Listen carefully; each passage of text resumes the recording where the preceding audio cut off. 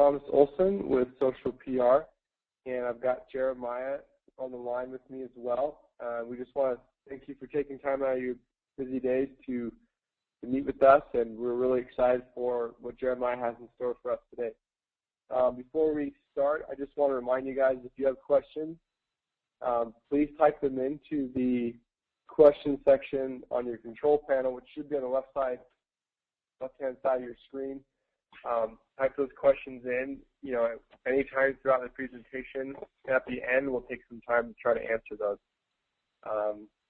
So without further ado, I'll go ahead and turn the time over to Jeremiah. All right. Hey, thanks so much, Thomas. Hey, so yeah, today we've got a good tutorial, I think, ahead for you on how to designate or how to identify the right social channel for the customer that you're working with. Because the social channel you would choose for an insurance agent would be vastly different than the social channel you may choose for a collection agency or a pizza restaurant. So there are different tactics and different audiences that you use depending on the business and the social channel that they use. So we're going to get into that in a moment. As most of you know, I like to talk about some of the success stories that we've had during the previous week. Now, today is a little bit different. I've shared with you a lot of analytics in the past of accounts that have done tremendously well. I think I mentioned last week that we have a USANA pilot program that's into its 6th week, has built 14,000 new fans on that single account. I mean, really incredible growth off of that account. So that was the news for last week. But this week, I'm going to talk with you about something that I do not want mentioned to customers. So that's with an NOT. This is something for internal use. It's something I want to share with you that's going on behind the scenes that will help be able to give you some perspective on the service that's going to be happening for your customers going forward. So again, this is behind the curtain stuff that's going on, something called the Facebook and Twitter Kickstart program that I alluded to last week that has been in the pilot phase, for the past 3 months. We've taken it out of the pilot. It's been tremendously successful. I mean, more successful than I think any of us may have anticipated in the beginning. And for you'll start seeing the impacts of this during the month of September when we are now moving outside of the pilot. And now we're going to go backward in time a little bit, and primarily your accounts are a priority to us, and so you are next on that list. So we're going to show you the power of the Facebook and Twitter Kickstart during the month ahead. So I'm going to jump into a separate PowerPoint here to show you. All right. So this page you're seeing is a content report from this previous week that we shared in our executive meeting at Social 5, looking at the impact of the pilot. Now you can see on the left-hand side of the screen, that's the Facebook Kickstart pilot. All of the accounts are listed there, and where they started at and how many likes they built over time. Okay, so you're going to see some like Atlantic Auto Protector, Fourth Down, went from a single like to 262. Pretty incredible. You see some others where they don't gain quite as much. Tax Hawk, 324 to 344 for an increase of 20. So the whole range of impacts depending on the type of industry. And this will actually segue really well into our conversation today, because Facebook is powerful for some businesses that may want to do social marketing. LinkedIn is powerful for other businesses. Twitter, Pinterest, it depends on the business. So some will be more effective than others. But what we found under the Facebook Kickstart program is that we had an average increase of 152 fans when we did the Kickstart program. Now, what we do here, this is why I say that this is not something to share with your customers. It's a behind-the-scenes thing that we do. We don't want to build up any expectations for this program happening? Because every time you introduce something like this, someone says, "Oh my goodness, maybe I'm going to build 1,000 fans or 3,000 fans." And no, we're giving it a kickstart in the beginning. So when a new account comes onto our system, they will get their graphics up, they'll get their content flowing, they'll get their account ready to go. As soon as their account is live and looking nice, our promotions division will then institute a kickstart for them. So that kickstart then will start building their likes over the next 2 weeks. 2 weeks after they're totally live and running. Okay. Once that's complete, we'll send them an email and we'll communicate with them. Hey, we have done some complimentary advertising and paid placement for you to help you build your likes. We've also done some other things behind the scenes to help increase your engagement and growth. And here's the impact. And the impact is 261 likes, or 250, or 151 likes, or 20, or wow, that one is a big one. 295 likes. So we will communicate that to them after the fact to give them a little bit of that positive success story right off the bat. So that's Facebook. So average, again, 152 likes that we have built on average out on our customers' pages. Now come over to Twitter. Now, the Facebook Kickstart program, we started the pilot back in May, so it's a little bit more, we have a little bit more data there. The Twitter Kickstart, we piloted the program back in July.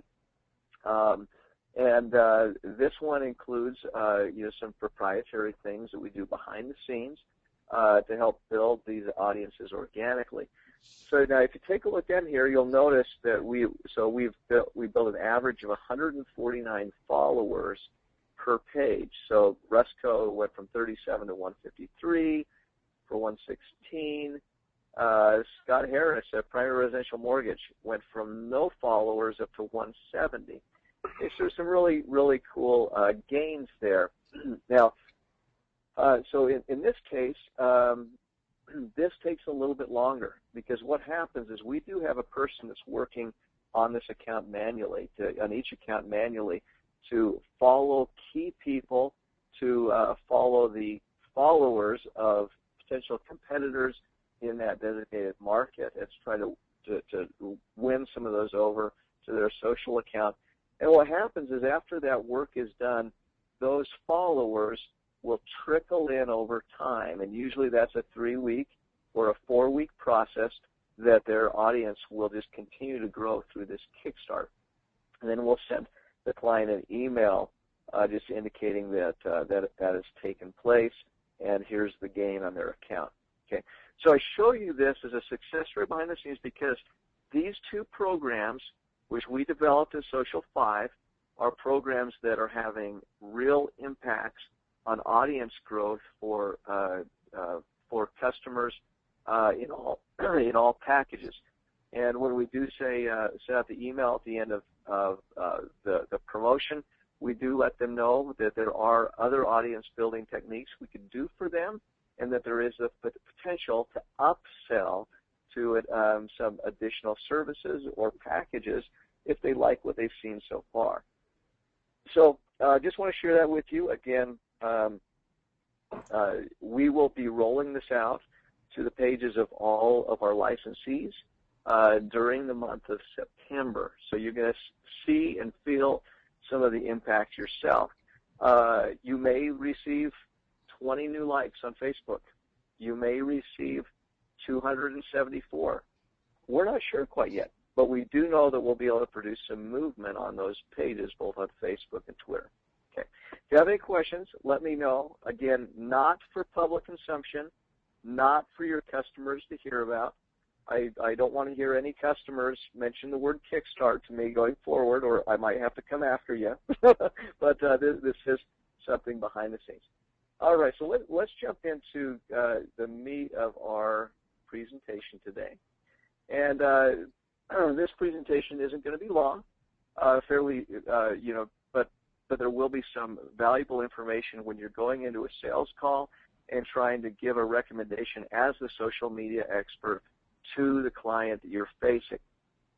So the first one, I'm going to just talk a little about each of these social channels. So Facebook is the one we're all familiar with, and everybody tends to know something about Facebook. We hear the statistics of 1 out of every 7 minutes spent online is spent on Facebook. We hear about the saturation rate of Facebook in society of across all age ranges. In excess of 70% of people are on Facebook. The highest growth range happens to be in the 55 to 65 range, primarily females, probably because grandmas and wanting to see pictures of their grandkids on Facebook. So, and actually, I should say move that demographic up a bit. 55 to 75, we're not quite in the grandparent range; they're lower. But so, anyways, Facebook, largest social channel, makes sense for businesses to be on Facebook simply because of the size and the volume. Dollars follow eyeballs, and there are lots of eyeballs on Facebook, and ones that can be targeted specifically, by geography, by demographics, by by interest, consumer trends. Things like that are all part of the targeting mechanisms that are within Facebook. So it makes sense for businesses to be there. Now, if it's a collection agency, they're not going to get a lot of bang out of their buck here, but it's important for them to be recognized and then be able to have a presence there. We did have a collection agency that was on that had, I'm trying to remember, it was 137 or 237 likes. One of the two, and they were disappointed.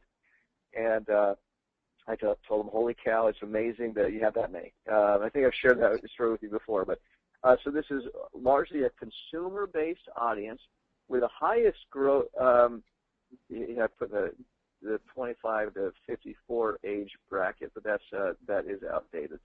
But it has really high growth across all demographics. Really, 55 to 65 is really the one that's growing the fastest, but huge volume. Largest social channel, a pretty even mix of male and female. All right, coming up next, LinkedIn. LinkedIn is a business network. This is for, so Facebook is great for a business that happens to have a B2C sort of a business model. So if they're reaching out directly to consumers, then that's awesome. LinkedIn is for B2B sort of business. So are you interacting with other businesses, selling your product to other businesses? Insurance agencies a lot of times have business lines of insurance that they sell. That's great. There's also another component that is important here. And I'll mention, so business-to-business market along with a networking emphasis, male-dominated, even though there is plenty of a population of women on LinkedIn as well, business-centric. Now, there's another component that I want to bring up, and I do have two folks on the phone, just so you know, that have been working real heavily on developing a good strategy for this channel. One of those is Ben Hart, who oversees strategic accounts for us at Social 5, and the other is Kate Drake, who is our managing editor of email marketing and who's been working with many of you on your content. Now, you'll be hearing from her much more during the next month as we look to make some upgrades in content on your own accounts. So both of them are on the phone. Now, there's a reason why I'm bringing together strategic accounts and email marketing and mentioning LinkedIn. Content is good on LinkedIn, but it's just good. It's not great. It's content helps provide some fresh information about your industry, about your brand, and it helps keep it alive. Is it going to grow your network a lot? It may do some. But the real value to LinkedIn comes with its ability to make connections and collect email addresses. If I connect with you on LinkedIn, then all of a sudden my information, my contact information, is now available to the person I've connected with. I can export those email addresses. So now think about this for a moment. If I am an insurance company and I come on the system and I say, you know what, Social 5, I want you to do my LinkedIn. Great. We want to build connections for you, because what happens now is we build those connections.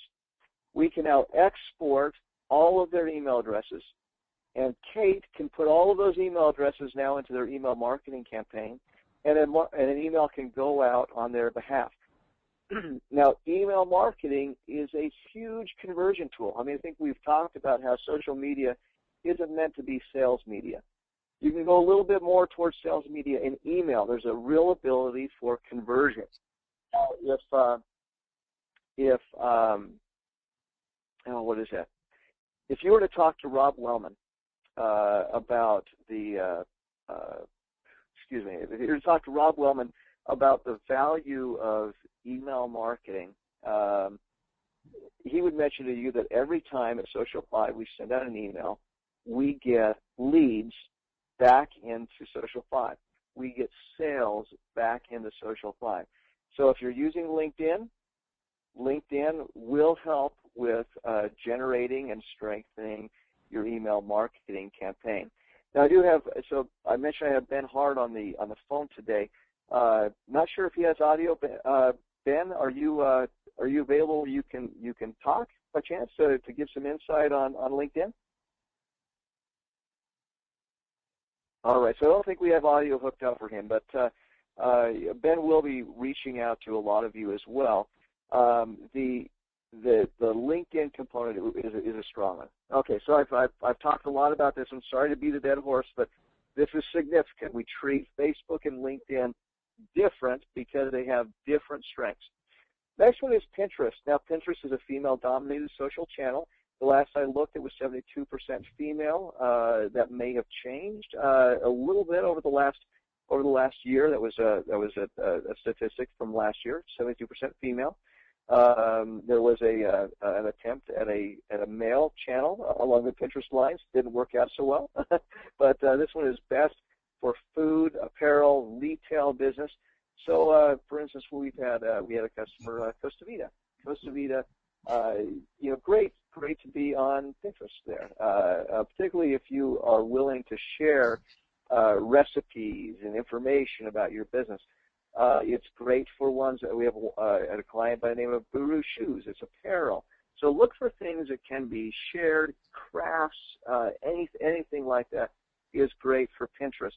You would never, ever want Pinterest if you're a business consultant, or if you're a collection agency, or if you're a collision repair shop. I mean, those types of businesses don't succeed well in that platform. Now, can there be a strategy that works well? Maybe so. There certainly are. We have seen some politicians make really good use of Pinterest when their industry may not be optimal for it. So, but Pinterest should be used primarily in those categories I mentioned there. Twitter is next. Quick read mobile channel, tends to trend urban with an audience that's under 49. There's a pretty even gender mix. It's also the education economic strata tends to be fairly similar. We see people that are making $20,000 a year and $120,000 a year who are on Twitter. Okay, so Twitter is a good one to be out there for. It tends to be a channel where you want to have a little bit more of this non-industry viral sort of content. It's general interest content that can get your logo out, not necessarily something to give the next epistle on the value of one type of sheet metal over another type of sheet metal.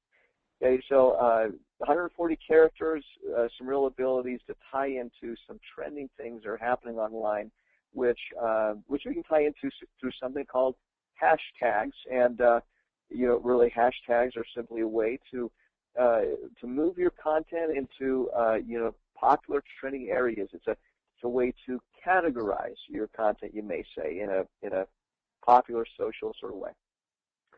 All right, let's move to the next one. Google Plus. Google Plus indicates a SEO-focused social channel that may provide some favorable Google rankings.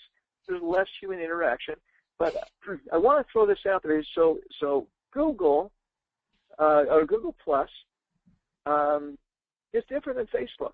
It may look somewhat the same. I mean, Google has tried to incorporate elements of Facebook and Twitter into its platform. It may look a little bit the same. Right now, it should be used differently for businesses. So we do want to have fresh content on that page to keep it lively and vibrant because that is important.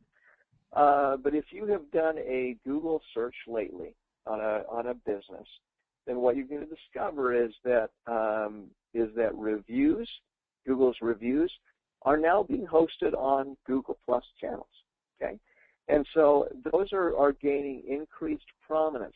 Now we're in the process at Social 5 of developing a more fine-tuned non-content strategy for this channel because there is an increasing value to this channel for businesses that need to be ranked higher on Google or ones that are wanting to showcase some of their positive reviews out on Google as well. Okay, so good channel, and there's more to come there. So we will have more information in future webinars on how to best incorporate that channel and what services we may be able to offer. And then the last one I'm going to put up here is Instagram. It's a mobile-only audience in the 18 to 34 age range, popular for apparel, food, entertainment, and retail. Right now, it's largely female, largely urban, but I suspect that gender differences is going to be changing and balancing out as we go forward. It's certainly not a Pinterest, where Pinterest is so female-oriented. This one is definitely moving towards a more equal gender balance. Now, you may be asked about this one in sales calls. Social 5 does not provide Instagram currently. Now, if you do have a Zen level package or above, then we can tie in their Instagram channel to their analytical dashboard. That is an option, okay? But we do not provide any service or content for Instagram. And here's why. Instagram is to be accessed, and I'm going to use the word exclusively, even though there's an asterisk there, exclusively for your smartphone, that you want to take photos from your phone and post them directly to Instagram. There is not currently a portal through an Instagram sanctioned service to post those photos directly on Instagram on a desktop computer. It's meant to be an on-the-go phone-based social channel. Now, I say exclusively, there are some ways that we can get around that through some different types of apps to post photos, but we are not currently providing that channel as a service. But if you are asked, we can integrate it into the analytical dashboard for a Zen level package or above so that they can track how their Instagram channel is performing, for whatever their internal corporate efforts are. All right, so I've gone over, a fair amount of information. I mean, I hope this type of, detailed discussion about these channels is helpful. Please feel free to reach out if you have some questions about those channels. But hopefully that does give you some insight as you're speaking with clients. So with that, I'm going to pass things over to Thomas for any questions that you may have. And again, thank you for being on the webinar today with me. Awesome. Thanks, Jeremiah. That was very insightful and really helpful to see all that laid out. So first question we have, okay, this one was about Instagram, but I think you answered it, the reason why not, so I won't go through that. But the next one says, how do we help companies that want to sign up for social channels that may not be the best for them? That's a great question. And we do hear that quite a bit. We do have clients who are on social channels that don't make a lot of sense. I think what we should do is we should make a solid recommendation that, based on our expertise, that Facebook, LinkedIn, and Twitter are the social channels where you'll receive the best performance. Do you want to be on Pinterest? Or if they insist they want to be on Pinterest, okay, we can accommodate that. Here's our word of caution, that businesses like yours tend not to perform well there. We would recommend, if you're looking to supercharge your campaign, let's look at diverting that spend somewhere else. Instead of doing Pinterest, let's start with channels where you're going to be successful, Facebook, LinkedIn, and Twitter. And instead of spending an extra $100 on Pinterest, why don't you put that into some paid placement or advertisement on your Facebook page, or into building your LinkedIn network? That way you can really see some value there. And then let them make the call. So we are meant to be the consultants and the experts. Ultimately, they're paying the bill, and so they can make that decision. But never be afraid to make recommendations along those lines. Great, thank you. That looks like that's all the questions we have for today. Is there any last-minute words of advice or anything you want to sum up before we end, Jeremiah? I would just say to be excited for the month ahead. We have some real exciting changes that are coming to your accounts specifically. We want to make sure that your accounts are the poster child for any customers who are looking to come onto the system. And so I would just say look forward to some changes ahead, and that's about it. So that's all, Thomas. Awesome. Thanks so much, Jeremiah, and thank you, everyone, for attending. And we hope you guys have a great 3-day weekend, and we will look forward to talking to you next week. All right, talk to you later.